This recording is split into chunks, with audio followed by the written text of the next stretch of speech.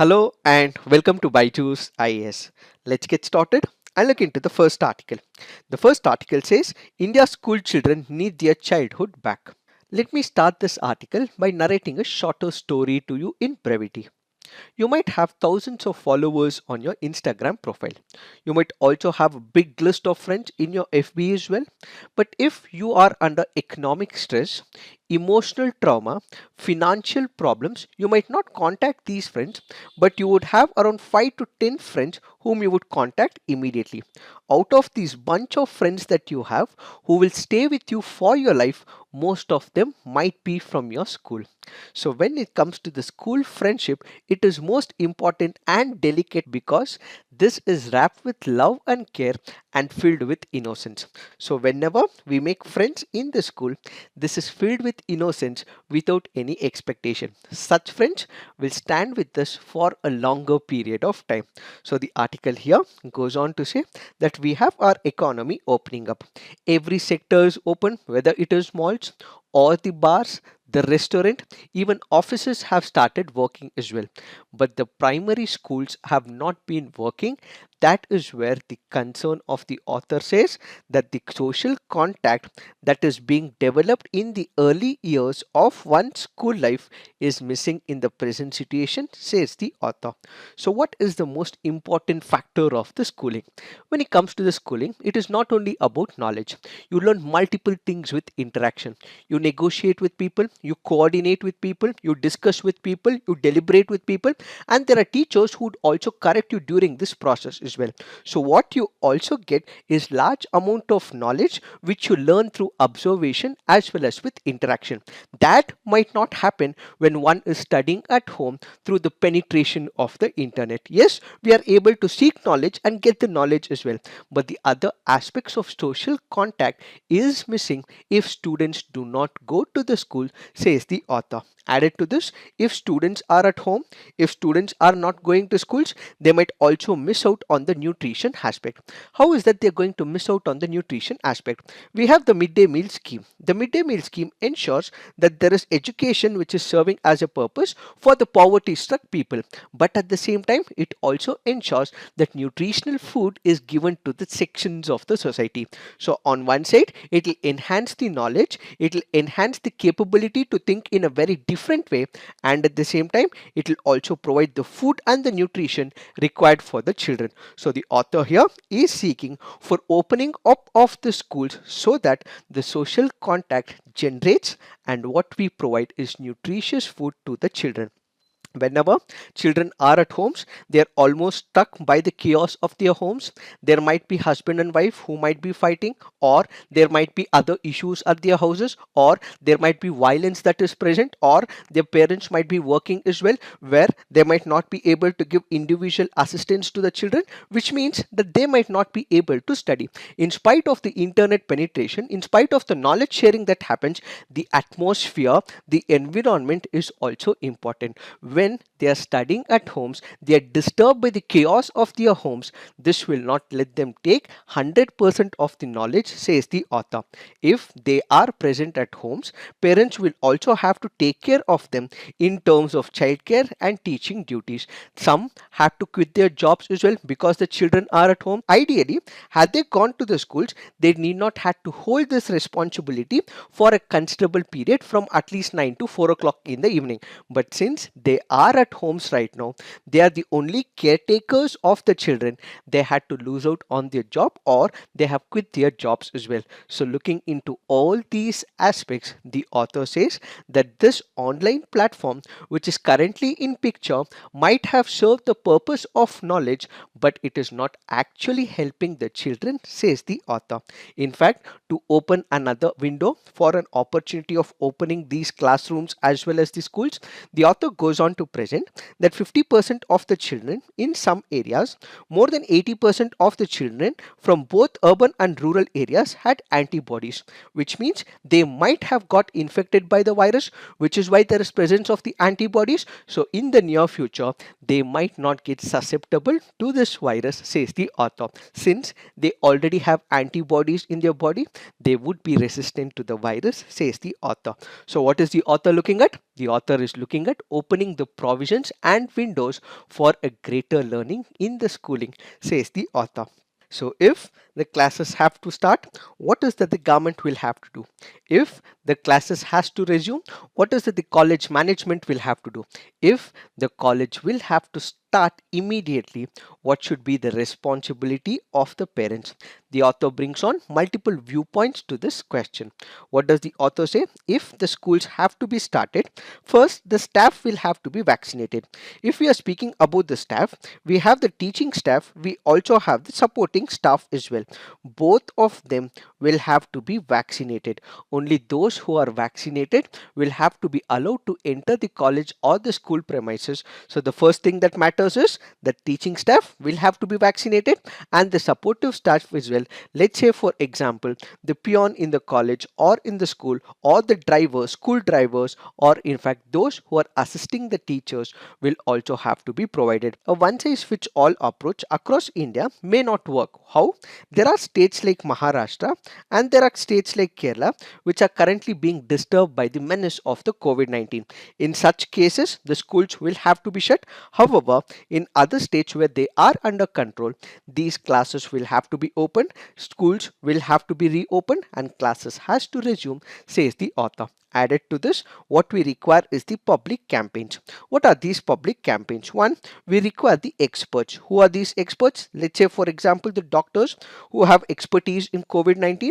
They have to ensure that the parents as well as teachers are enlightened about this particular infection. So, on one side, these experts will have to be brought by the government or by the school management. There has to be an awareness program taken up by the school management so that all the myths are bursted and ultimately clear fruitful knowledge is given to the parents as well as the teachers.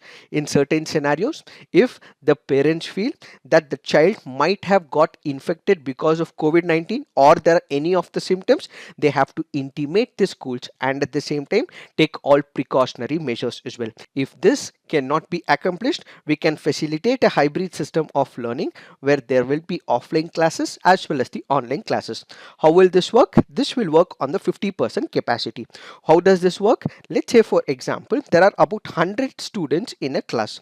What we require is the social distancing to be followed. So we may not be able to get all the 100 students to the class. So on one day, we will have 50 students come to class. On the other day, these 50 students will be online forum. So on one side, what we will have is the offline classes where 50 students will come to school, and at the same time, the other 50% will also learn as well through the online classes. This can be distributed on odd and even days. So what we will have is a facilitation for an hybrid system of learning. And when the students do come to the schools, the teachers will have to conduct the bridge courses as well.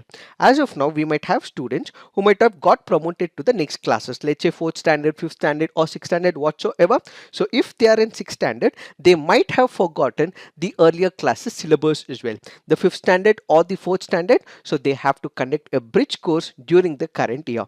If they are in 6th standard, they have to conduct a bridge course for 5th as well as 4th, and at the same time, these classes, if they are being conducted, should be conducted in such a way that the critical subjects are taught first. Let's say most of the students might find physics difficult or mathematics difficult. Such subjects will have to be taken up first. They have to be taught that first, and eventually other subjects can be taught as well. So going forward, since education is very important, not only from the knowledge perspective, but also from the societal perspective, it is important that we enhance the protection to these children so that they can ultimately come to the schools and learn different types of knowledge skills, says the author.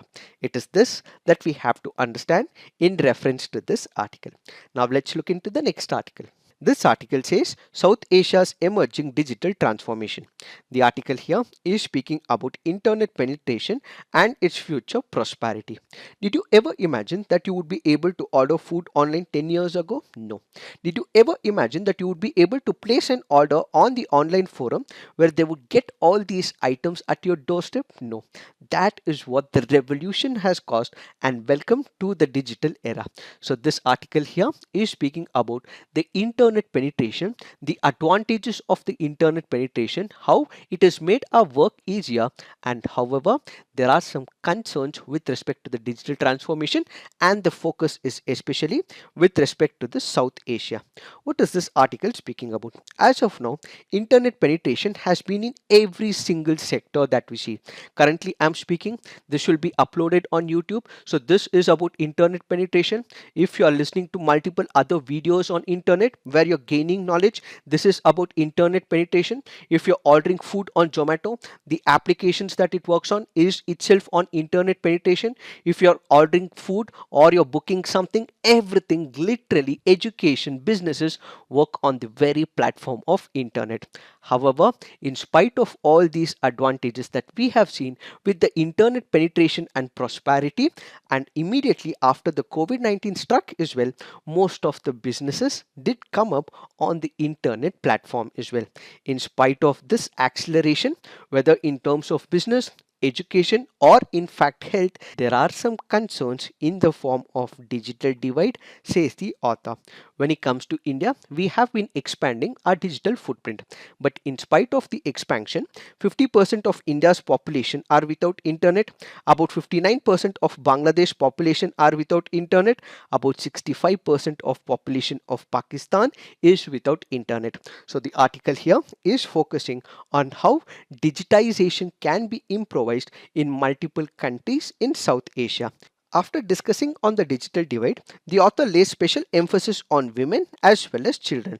Most of the schemes and programs today are being given by the government via the mobile applications, or it can be on the e-governance platform as well, whether it is women or children. But much of the women do not have awareness about it. They have no idea about these e-governance schemes and programs. And the author goes on to say that nearly 51% of the South Asian women were excluded from the social protection schemes and programs, especially during the pandemic. And in fact, children are also the major sufferers as well, especially during the pandemic, where they have missed out on the education sector. There might be few children who might have got educated. This might be because they are rich, because they might be in the urban areas, or they might have all the facilities as well, but that is not the same when it comes to the rural poor, says the author. The rich might have got the education, the rich might have got the knowledge to the digital penetration, but the poor children have been the major sufferers, says the author. So the women and children during this pandemic or in general are the major sufferers because of the lack of penetration of the internet, says the author. In order to overcome this particular issue, what we require is more expansion of the digital connectivity. When we speak about the digital connectivity, when we consider the Southeast Asian region, there are countries like Singapore, there are countries like Japan, and in fact South Korea as well, which are able to increase the penetration. But when you compare the Southeast Asian region to South Asian region, which includes countries like India, Pakistan, Bangladesh, so on and so forth, our digital penetration is comparatively less. China is also making inroads when it comes to digital connectivity. It has provided these digital connectivity in internet penetration to multiple other villages as well, but that is lacking in India, says the author. Added to this, when you consider one of the associations of ASEAN, even they have been making some inroads and they are also providing internet to their country people, says the author.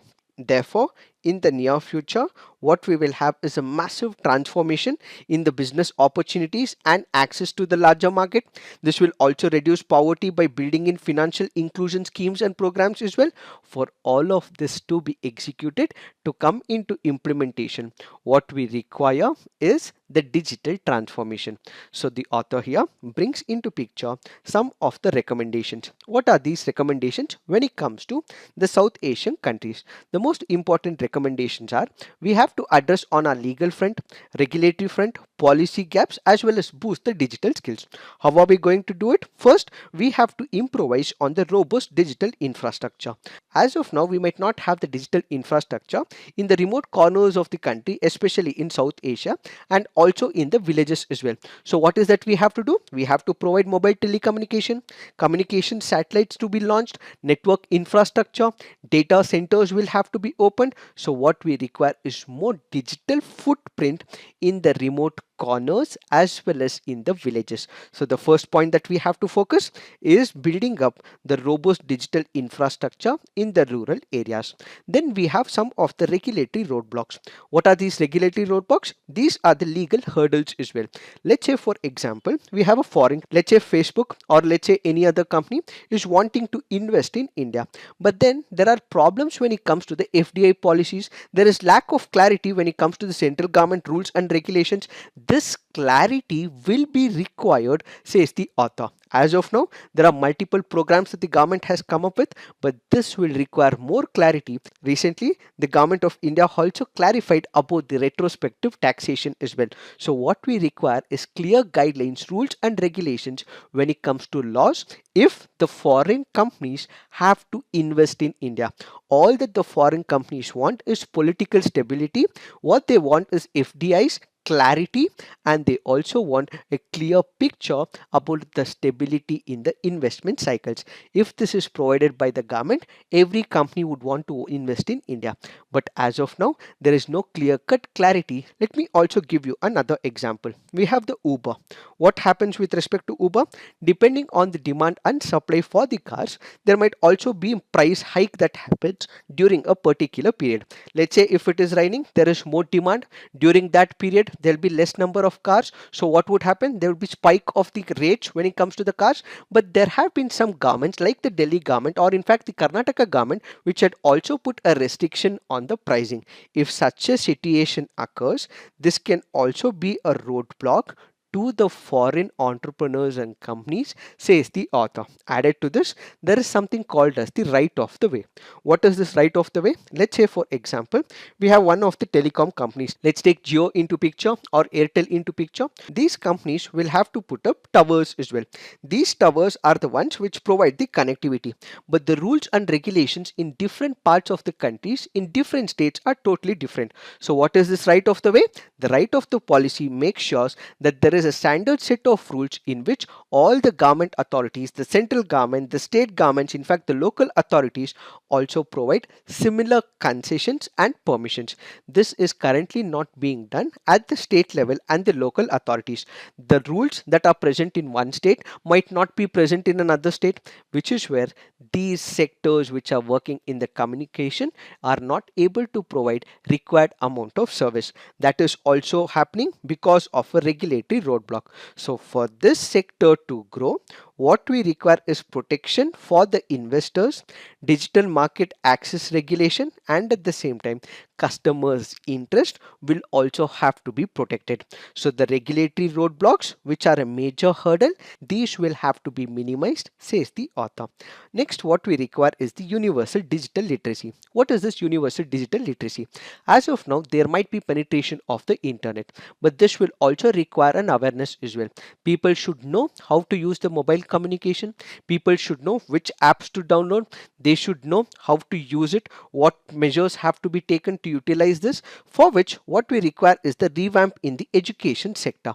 So the education sector will have to be revamped. They have to be given the skills that is required for the future digital economy and the transformation, and at the same time the online platforms information will have to be given to the people. So on one side, awareness is required. This has to be given by the government, and at the same time the skills that is required for the future educational transformation will also have to be provided by the schools as well. While we provide all of these tools, security becomes important as there is extreme cases of hacking and eavesdropping as well. So security updates will have to be provided by the app developer, by the government, says this article. Finally, what we require is the inter-regional trade. What is this inter-regional trade? This is an understanding between countries. For example, Asian countries are together. They have an understanding amongst each other as we have discussed. Then we have the European Union Digital Single Market Proposal, which is across the entire European Union. Similarly, what we require is in the South Asia, when there was trouble of COVID-19, all the 8 countries came together. They started discussing about how they can mitigate the impact of COVID-19. Similarly, in the present situation, because the internet is the future, we have to remove the virtual borders, says this article. Basically, to boost the digital connectivity and make it easier for all the consumers across the borders, what we have to ensure is that we have to remove the hurdles when it comes to the virtual borders, says this article. So going forward, what we require is that we would be coming under the fold of internet. Literally everything will happen on internet. Internet will be the future. Internet will be about economy. It is about bringing people under the financial inclusion scheme. So what we will see is a fourth industrial revolution, which is all about digital vision. So what we have to do is bring all the countries together, create physical infrastructure and remove all the regulatory roadblocks, says this article. It is this that we have to understand in reference to this article. Now let's look into the next article. This article says CBI police ignoring judges' complaints, says the Supreme Court of India. The article here is speaking about the security of the judges. What is the background to this article? Recently, we had one of the judges named Uttam Anand, who was posted as an additional district and sessions judge where in Jharkhand. He was fatally knocked down by a vehicle while he was out for his morning jog. This article clearly goes on to say that in the past, the judge had also complained to the police officers, the Central Bureau of Investigation in multiple other cases, and also to the Intelligence Bureau as well. In spite of the judges complaining to the police officers, they have not taken any action, says the Supreme Court of India. When there are judges who take up the cases of gangsters, rich politicians, businessmen, they are given death threats. It can be in the form of physical threats, or it can be in the form of mental threats where there are abusive calls as well. In such a situation, ideally, they go to the central agencies or to the state police officers, but they have not performed their duty, says the Supreme Court of India. In fact, these gangsters, in fact, these high profile people have threatened judges not only physically and mentally, but they have even peeped into the judges' offices as well. In such a situation, when complaints are made to the police officers, they might not have taken action in few scenarios, says the Supreme Court of India. So basically, this article goes on to say that because of such actions of the gangsters, it has prevented the judiciary from discharging its functions, and ultimately it will be the justice which will be at stake, says this article. Whenever such a situation arises, it will shake the confidence of the citizens towards the legal machinery. People will start questioning the independence of the judiciary, whether for the poor, for the person who does not have money, will justice be served, will be the question asked by the people. In fact, when you say that there is independence of the judiciary, it is not only from the executive excesses, it should also be from other missionaries as well, whether it is business leaders or from the police officers or from the trials and the convicts. Most of the people might also threaten the judges as well. A security will have to be provided so that the independence of the judiciary is kept intact. So going forward, the court has suggested that there has to be a special force to protect the judges, similar to that of the railway police. So as of now, a special police force is not provided for the judges' security. So the central government will have to think that there has to be a creation of a police force which will ensure that there is protection and security provided to the judges. And in the near future, the states will also have to plan up, and they also have to come up with a security force which will take care of the judges' security, is what is this article all about. It is this that we have to understand in reference to this article. Now let's look into the next article. This article says Supreme Court asks government if it wants tribunals closed. What is this article all about? The Supreme Court has recently asked the union government if it is planning to wrap all the tribunals. Why? That is because most of the chairmen and the judicial members, in fact technical members, had to be filled. Why? Because there are large scale vacancies as well. But the government in this case has not filled in the vacancies, says the Supreme Court of India. So whenever the tribunal seats are not filled by the government of India, in such a situation, it is justice which will be delayed, says the Supreme Court of India.